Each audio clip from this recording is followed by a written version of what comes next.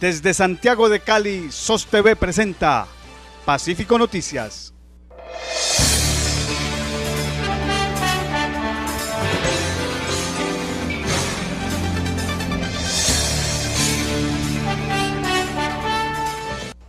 Hola, buenas tardes. Saludamos a nuestros televidentes del Canal 2 y del Canal Universitario, igualmente a quienes nos sintonizan desde Europa a través de la señal de Eurolatin TV. Bienvenidos a las noticias bien contadas. Estos son nuestros titulares.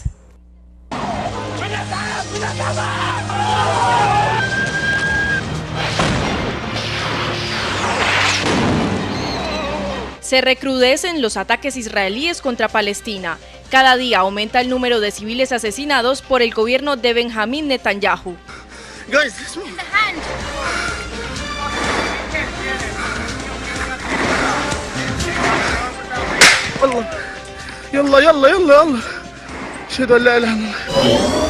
¿Qué está pasando en la Franja de Gaza?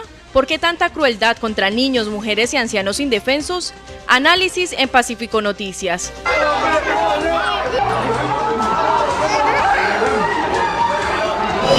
Empezaron las fricciones en el Congreso de la República. El senador Iván Cepeda propuso que investigaciones contra Álvaro Uribe por presunto paramilitarismo pasen a la Corte Suprema de Justicia. Rechazo a clasificado racista en Cali. Un médico en la clínica Farallones buscaba empleada con la condición de que fuera blanca. En deportes, la patinadora que se trajo 2 medallas de oro de un torneo en México. Y el campeonato de ajedrez que se realizará en Palmira. En cultura, la exposición que relata los dolores de la violencia y la impunidad en Colombia. Pacífico Noticias, la noticia bien contada.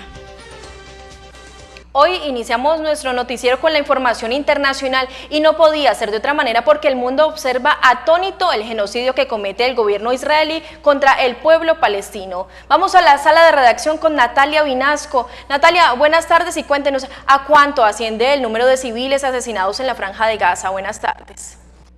Cindy, buenas tardes. Pues a 2 semanas de que el gobierno de Israel iniciara esta ofensiva militar contra el pueblo palestino, ya son más de 600 los civiles asesinados a manos de israelíes. Se estima que aproximadamente 200 de las víctimas son niños menores de 12 años, quienes han sido la población más afectada con el genocidio de Israel contra la Franja de Gaza. Veamos el siguiente informe.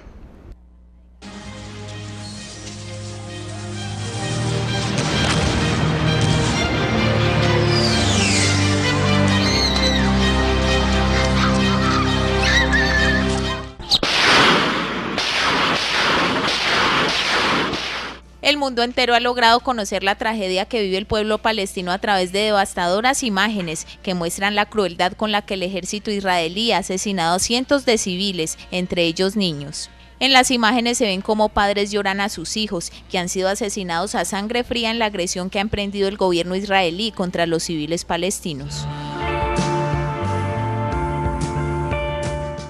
En las últimas horas, la organización no gubernamental Save the Children reveló que los niños son la población más afectada por el conflicto en este territorio. Según las cifras, cada día 7 menores son asesinados y 70 resultan heridos.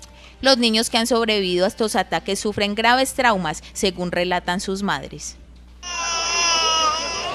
No sabemos qué hacer para que se tranquilicen. Están siempre nerviosos e inquietos. Cuando escuchan los F-16 empiezan a decir, vienen por nosotros, están siempre asustados, no sé cómo van a poder superar este trauma. Asimismo, se ve cómo la ofensiva militar ha destruido miles de viviendas que han provocado que más de 100.000 personas hayan abandonado sus casas para huir de los indiscriminados ataques.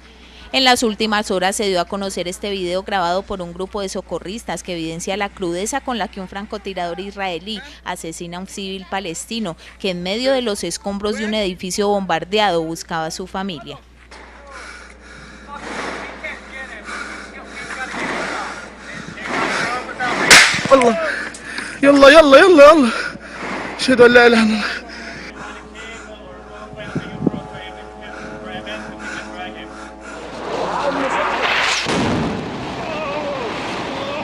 Como si no fuera suficiente con la muerte y la destrucción, el hambre también azota al pueblo palestino. Según la organización Acción contra el Hambre, más de 1 millón de personas necesita alimentos con urgencia, ya que el arribo de ayuda humanitaria a las víctimas ha sido imposibilitado en numerosos puntos por los ataques del ejército israelí.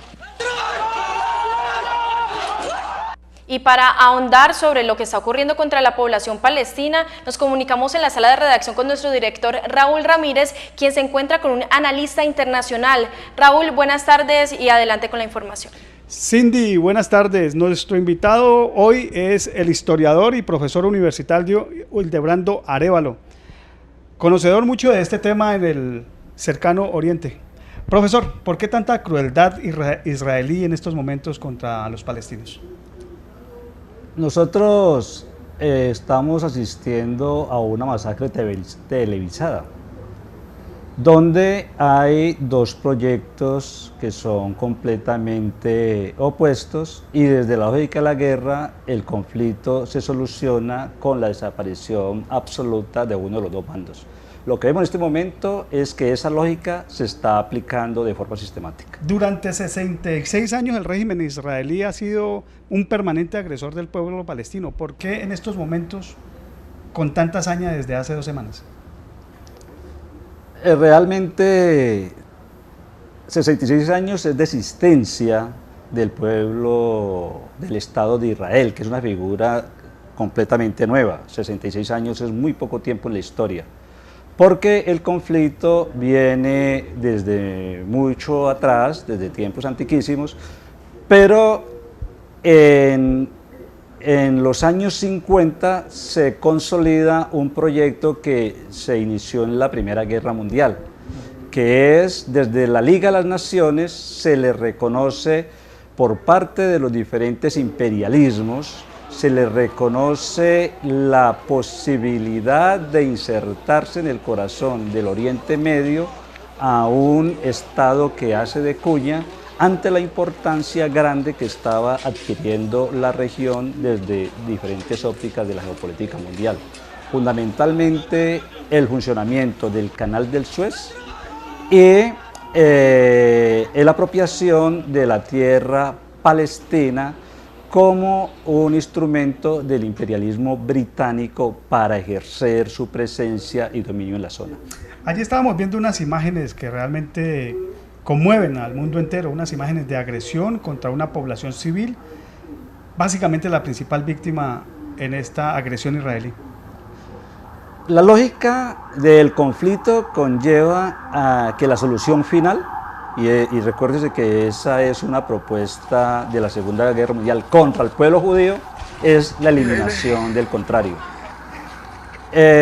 Comenzando la creación del Estado de Israel, la mayoría de la población, el 70% de la población es población palestina, el 10% es cristiana y el 8% es israelita. Mire, este hombre que estamos viendo aquí de verde fue víctima de un ataque de un francotirador israelí. Esta es la más reciente imagen que fue colgada por las agencias internacionales de noticias que están cubriendo la agresión israelí a la Franja de Gaza. Mire este momento. El hombre está buscando en medio de los escombros de un edificio derribado por la aviación israelí los restos de sus familiares. Él está buscando ahí con socorristas de la Cruz Roja Internacional a sus seres queridos. Pero de un momento a otro, un francotirador le apunta y suena el disparo. El palestino cae, ahí se ve, está gravemente herido el palestino y luego el mismo francotirador desde un punto no determinado lo remata con otro disparo y ahí queda. Estas imágenes realmente deben de conmocionar al mundo. Deberían conmocionar al mundo, pero el mundo en este momento está narcotizado por una acción mediática de favorecer a una de las dos partes contendientes, que es el Estado de Israel. Es decir, parece que hay un enfrentamiento entre dos fanatismos, donde un fanatismo es más perverso que es el de los palestinos y hay una respuesta de defensa del Estado israelí. Pero realmente, ¿cuál es el trasfondo real? El trasfondo real es que en territorio palestino se acaban de hacer grandes descubrimientos de grandes yacimientos petrolíferos. Se está agudizando en la región la lucha por el agua y la definición del régimen de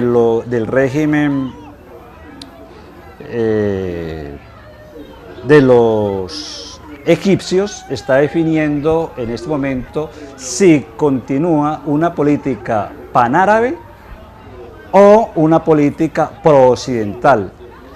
Es decir, en este momento Palestina es el centro de un conflicto geopolítico donde la parte menos favorecida es la Palestina, porque en este momento el problema palestino es un problema que se está trabajando desde los árabes, desde la óptica ideológica musulmana, pero desde la óptica política cada estado árabe se siente incómodo y por lo tanto la población palestina ha quedado a la deriva sin un respaldo y un apoyo internacional. ¿Cuál ha sido el papel de los Estados Unidos en este conflicto? Los Estados Unidos, con las 7 hermanas, es decir, las 7 grandes dueñas de los yacimientos de petróleo y la comercialización, es el principal actor, al lado del imperialismo británico, el imperialismo francés y el imperialismo holandés. En este momento es sencillamente la realización de un proyecto económico y asegurar tanto los combustibles como el agua y el mantenimiento estratégico de este actor económico y militar en la región. ¿Y la posición del gobierno colombiano en este conflicto ha sido cuál? El gobierno colombiano, fiel a su tradición de expresar solidaridad, ha llamado a que sea una resolución del conflicto desde 2 partes, pero eso conlleva a una neutralidad que, si no es activa, termina favoreciendo al agresor. Finalmente, profesor, y agradeciéndole su presencia en Pacífico Noticias, ¿cuál debe ser la actitud de los colombianos frente a esta situación que se está viendo en la Franja de Gaza? Ante el abandono de los diferentes gobiernos mundiales del pueblo palestino a su propia suerte y a su masacre, lo único que en este momento puede hacer visible el conflicto y la masacre que está cometiendo es la movilización, la manifestación desde la cultura, desde la calle, desde la movilización y la denuncia. En este momento Palestina está inerme y no hay otra manera de ayudar a parar la masacre. Profesor, muchas gracias. Mucho gusto. El profesor Hildebrando Arévalo, historiador y analista internacional, hablándonos pues sobre la crisis en esta situación donde el gobierno israelí está masacrando a centenares y centenares de palestinos. Es toda la información que tenemos desde nuestra sala de redacción. Cindy, siga usted con más información en estudio. Muy buenas tardes. Raúl, muchas gracias por esta completa radiografía sobre lo que estaba ocurriendo en el cercano oriente.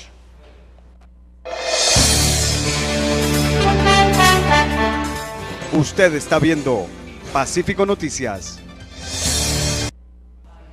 Y en otras noticias, intensos fueron ayer los debates en el Congreso de la República. El senador Iván Cepeda propuso que las investigaciones por presunto paramilitarismo en contra del expresidente Álvaro Uribe Vélez ahora sean asumidas por la Corte Suprema de Justicia. Para entender lo que implica esto, nos comunicamos en la sala de redacción con Luis Alfonso Mena. Luis Alfonso, buenas tardes y adelante con la información. Efectivamente, Cindy, en el Congreso de la República, el senador Iván Cepeda Castro ha presentado ya sus lineamientos para el debate contra el también senador y expresidente de la República, Álvaro Uribe Vélez. Pasaría la investigación contra Álvaro Uribe a manos de la Corte Suprema de Justicia y esto significaría que saldría de la Comisión de Investigación y Acusación de la Cámara, que se ha convertido realmente en una comisión de absoluciones. En este momento hay 280 investigaciones contra el expresidente Uribe en esta comisión que no han prosperado. Obviamente el expresidente Uribe teme que al pasar estas investigaciones a la Corte Suprema de Justicia sí prosperen. Veamos el informe. Iván Cepeda, ahora senador de la República, anunció el inicio de un debate de control político a Álvaro Uribe por la presencia de paramilitarismo, tanto en el tiempo en el que ejerció como gobernador de Antioquia, como durante el periodo en el que se desempeñó en la presidencia de la República. Cepeda desarrolla de tiempo atrás investigaciones sobre las llamadas autodefensas y el paramilitarismo, ha escrito varios libros sobre el fenómeno y ha sido víctima de persecución y señalamientos de sectores de extrema derecha por sus denuncias.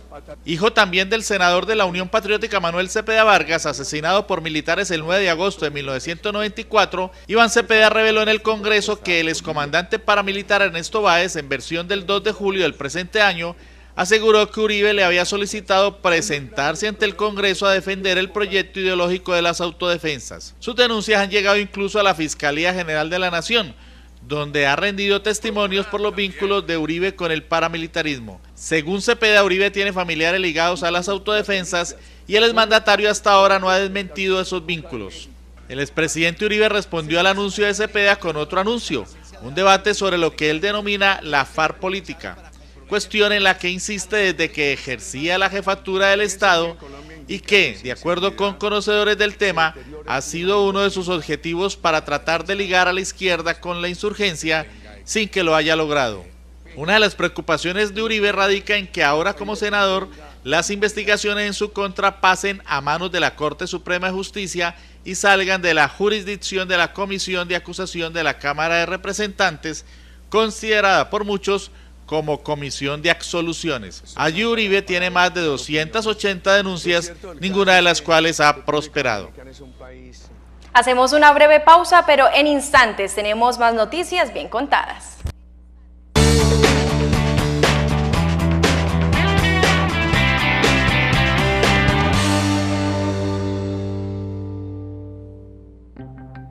Ya salió a la luz pública lamochila.co, el primer periódico de vallecaucanos para vallecaucanos. En lamochila.co, opinión, debate, denuncias y propuestas por un valle mejor. Lo que otros callan, aquí lo decimos. Entérese de lo que pasa en la región leyendo lamochila.co. Sus artículos también tienen espacio en este periódico independiente y alternativo. Escríbanos, lamochila.co. Dirige William Garzón. Hotel Posada La Buena Vida, para los amantes de la tranquilidad y la naturaleza. Ubicado en Fusagasugá, a 1 hora de Bogotá, vía Cali. El clima ideal para su descanso. Cómodas habitaciones, restaurante gourmet y un envidiable mirador para contemplar el embrujo del paisaje. Planes para la familia y empresas. Reservaciones en el teléfono 310-236-6546. Hotel Posada La Buena Vida.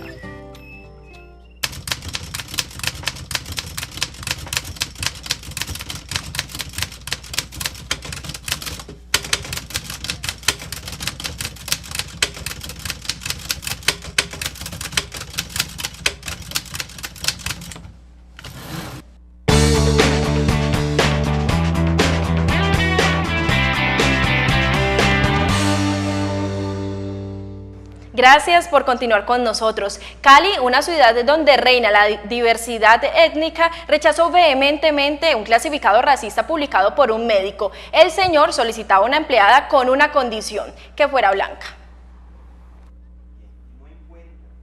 Rechazo absoluto generó un clasificado publicado por el doctor Luis Rómulo Guarín en el periódico El País, en donde solicitaba los servicios de una profesional de la medicina, condicionando que la candidata fuera de raza blanca.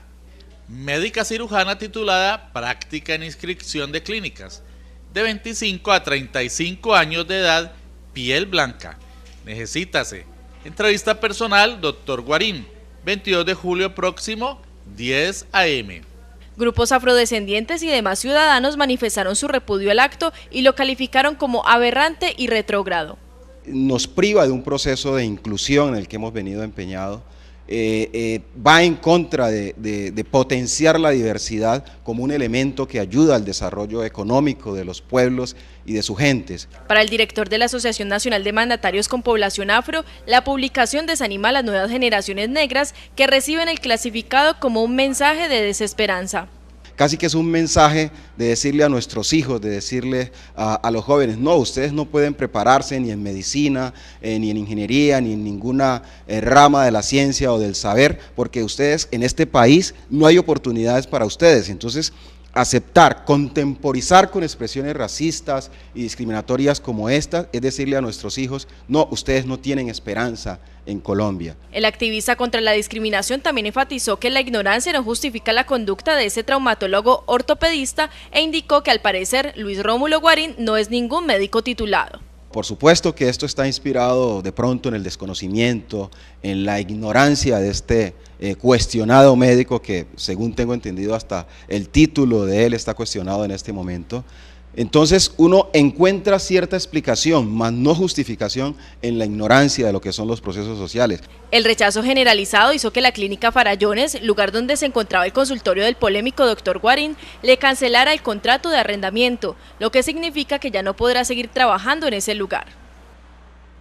Pacífico Noticias, siempre con la comunidad. Estuvimos en el barrio El Manantial, donde hay preocupación por los desalojos a los deudores de créditos hipotecarios. Ayer se realizó otro.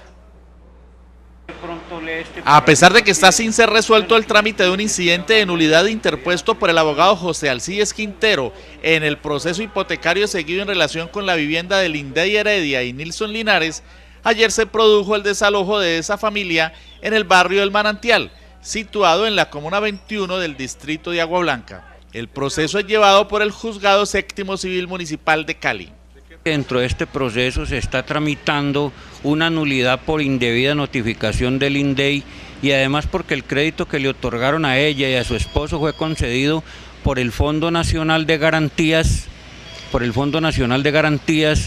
entidad que debió haber cancelado las cuotas en mora que tenían mis clientes y después haberles cobrado a ellos, y para nada el banco podía haber actuado directamente contra mis clientes y no contra el fondo. De acuerdo con el jurista, al demostrarse que está pendiente la resolución de una nulidad dentro del proceso, la inspectora de policía debió suspender la diligencia. Pacífico Noticias estuvo en el sitio del desalojo y habló sobre esta circunstancia con la funcionaria. Se tiene que decirle tal güey, no tengo nada que ver con eso, ni conozco el proceso, ni conozco a los señores. O sea, los cumplimientos se hacen sí o sí sin tener en cuenta si están bien o no están bien. Si hay una orden judicial que dice suspenda, se suspende. Es este un nuevo caso relacionado con los remates hipotecarios que tanto dolor han causado a miles de familias de escasos recursos en el Valle del Cauca y que funciona como un carrusel de ventas y reventas de casas. La gente compra los remates, ¿cierto? Y no se pone a ver qué problema tiene la casa, si la casa la entregaron, si no la entregaron, y la persona que les vende se va y los deja con el chicharrón y les toca que a ellos venir a hacer esto. De acuerdo con los afectados, el desalojo se cumplió sin que les fuera notificado previamente y sin que se levantara un acta del mismo. El hecho motivó la solidaridad de la comunidad con la familia damnificada. Está muy aterrado la comunidad del barrio El Manantial, porque por lo menos yo hago parte de la fundación de este barrio y me doy cuenta que están cometiendo muchas injusticias, arbitrariedades con nosotros, con familias humildes, que simplemente tenemos una vivienda de interés social. ¡Atención, atención! ¡Familias del barrio El Manantial! ¡Observen cómo les masacra una familia humilde! Entre tanto, la comunidad sigue ejerciendo su derecho constitucional a la resistencia pacífica ante la arbitrariedad y los abusos de los bancos. El embarazo en adolescentes sigue siendo una de las principales causas de deserción escolar en el Pacífico colombiano. Por eso, jóvenes de la región empezaron a recibir capacitaciones sobre el tema. Frente a las altas cifras de adolescentes embarazadas en el Pacífico colombiano, el Ministerio de Salud inició en Cali una serie de capacitaciones en salud sexual y reproductiva con jóvenes del distrito de Agua Blanca y de departamentos como Cauca y Nariño. La preocupación nuestra es que Colombia presenta unos índices altos de embarazos en adolescentes. Pensamos que es posible y que se puede transformar esos altos índices para que el ejercicio de la sexualidad no pase necesariamente por un embarazo no deseado, por una infección de transmisión sexual. Para Javier, un habitante de la zona costera de Nariño, las capacitaciones le permiten nutrir sus conocimientos para luego compartirlos con jóvenes de su región donde los casos de embarazos tempranos no dan tregua. Capacitarnos, adquirir más orientación para también así uno ir a su municipio y aportar también a los jóvenes de allá a que tengan una información más adecuada sobre los derechos sexuales y reproductivos. Por su parte, Oscar, quien viajó desde el Cauca para recibir los talleres, asegura que aunque en su departamento los jóvenes cuentan con más información y menos tapujos en materia de educación sexual, el embarazo precoz sigue siendo una gran preocupación. Estamos desarrollando estrategias en instituciones educativas, en los barrios, aportando a la prevención de embarazos en adolescentes, llevándolos de tal manera que podamos tener espacios de reflexión, información para que reflexionemos sobre la toma de decisiones que tenemos en este momento. Según el Ministerio de Salud de Colombia, el embarazo en adolescencia tiene gran impacto en el desarrollo del país, especialmente por sus implicaciones en la deserción escolar, ya que entre el 20 y el 45% de las adolescentes que dejan de asistir a la escuela lo hacen por una maternidad temprana y no deseada.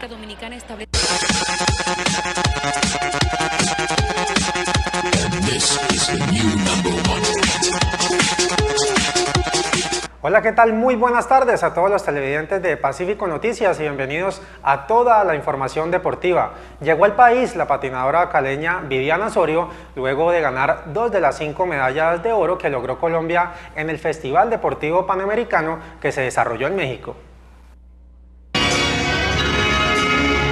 En el Festival Deportivo Panamericano que se desarrolló en México hasta el pasado 19 de julio, la delegación colombiana de patinaje artístico logró obtener un total de 5 medallas de oro, de las cuales 2 fueron para la caleña Viviana Osorio. En las 2 pruebas que participé, traje las 2 medallas de oro, unas medallas muy peleadas porque eran competidoras fuertes, pero finalmente pudimos lograr el objetivo que teníamos desde que viajamos de acá, que era conseguir el oro para Colombia. Viviana se desempeña como entrenadora en una escuela que tiene desde hace 4 años, lo que se ha convertido en su gran motivación a la hora de conseguir los títulos. Quiero convertirme en un ejemplo no solamente como deportista, sino como persona para mis alumnas, entonces digamos que el recibimiento de ellas y de mi familia ha sido el más importante en este caso. Ahora la meta de esta caleña será conseguir nuevamente el oro, esta vez en el Campeonato Mundial de Patinaje Artístico que se desarrollará en España en el mes de octubre. Ahí vamos a pelear el podium, que el año pasado estuvimos en 3er lugar y este año hemos trabajado muy fuerte para estar en los primeros puestos también. Con estos 2 nuevos oros, Viviana Osorio se posesiona una vez más como una de las deportistas vallecaucanas más destacadas del país a nivel internacional. Y por otra parte, Palmira será sede de uno de los campeonatos de ajedrez más importantes del continente. Se trata del Panamericano Femenino, en donde las mejores ajedrecistas del mundo disputarán por el título de Gran Maestra. Y conversamos con una de las favoritas. Como la dama iba a llegar aquí, estaba primero en el alto, entonces ahora jugaron acá. Hicieron un bloqueo. La caleña Marta Mateus, una de las ajedrecistas más importantes del país, campeona nacional en 3 ocasiones, quien ostenta el rango de maestra internacional en este deporte, ahora se prepara para el Campeonato Panamericano Femenino de Ajedrez.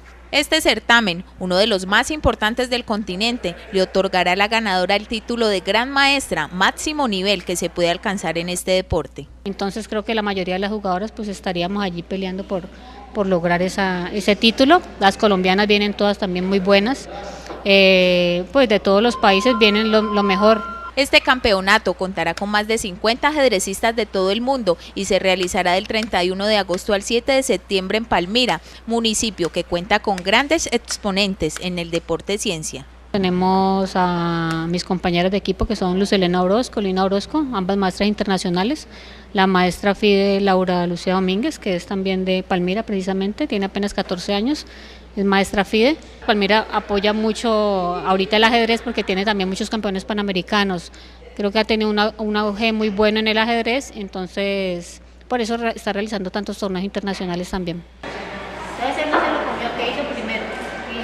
Marta, quien se desempeña como entrenadora en la Liga Vallecaucana de Ajedrez, comparte sus conocimientos con los más pequeños, incentivando el amor por este deporte. Además de que es un deporte que como cualquier otro requiere de mucha disciplina deportiva, o sea, hay que entrenar, no solamente como muchas personas creen que se aprende a mover las piezas y ya, o algunos otros creen que es muy aburridor o muy complicado, pero a veces de pronto nadie les ha enseñado. Entonces ya cuando uno empieza a conocer el ajedrez se da cuenta de toda la belleza que tiene, pues que encierra, de todo lo que hay que estudiar para llegar a ser un maestro de ajedrez.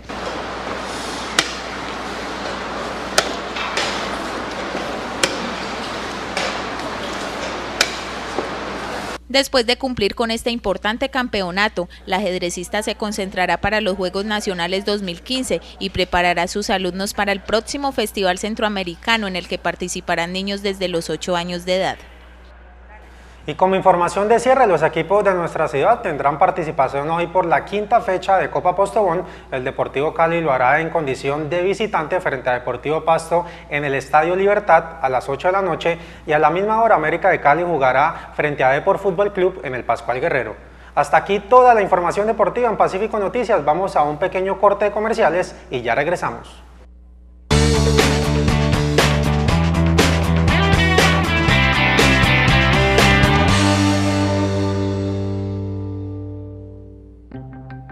Ya salió a la luz pública lamochila.co, el primer periódico de vallecaucanos para vallecaucanos. En lamochila.co, opinión, debate, denuncias y propuestas por un valle mejor.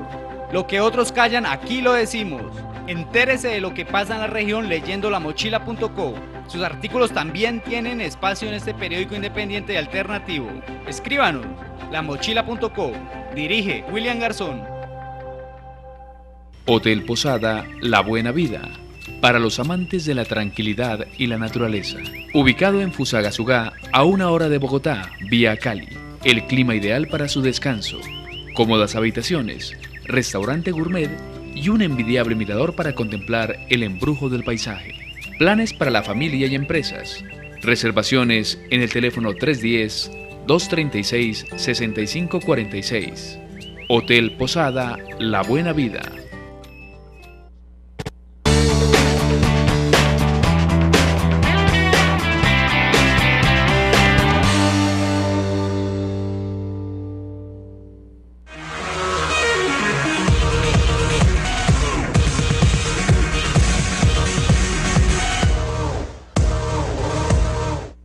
Gracias por continuar con nosotros. La violencia y la impunidad que la fomenta es una de las grandes preocupaciones de muchos artistas en el país. En la tertulia se abrió Fototropismos, una exposición que refleja el dolor que se vive todos los días en las calles. La luz natural y artificial es el hilo conductor de Fototropismos del artista Elías Heim. Se trata de una exposición compuesta por 3 obras que se interrelacionan.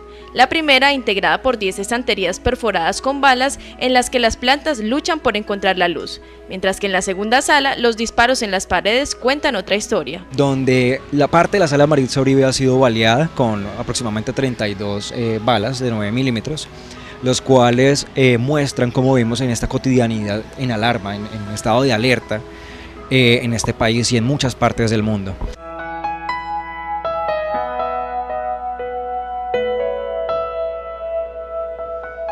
Seguidamente, 6 camas ortopédicas automatizadas hacen alusión al temor que hace contraer los cuerpos y que crea sensaciones de vacío interior.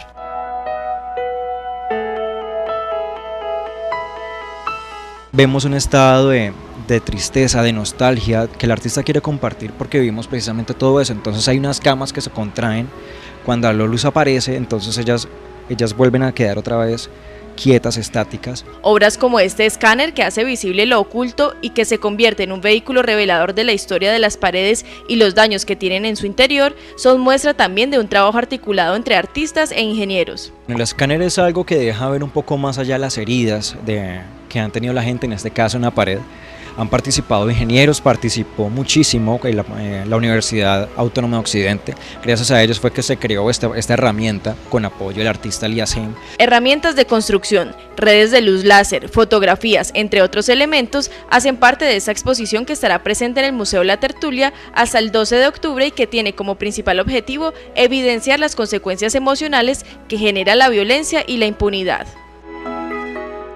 Recuerde que también puede ver nuestra emisión a través de www.pacificonoticias.com y se puede comunicar con nosotros a través del 371-7350. De esta manera llegamos al final de la información. Tenemos más noticias mañana en punto de la 1 en Pacífico Noticias. La noticia bien contada. Feliz tarde.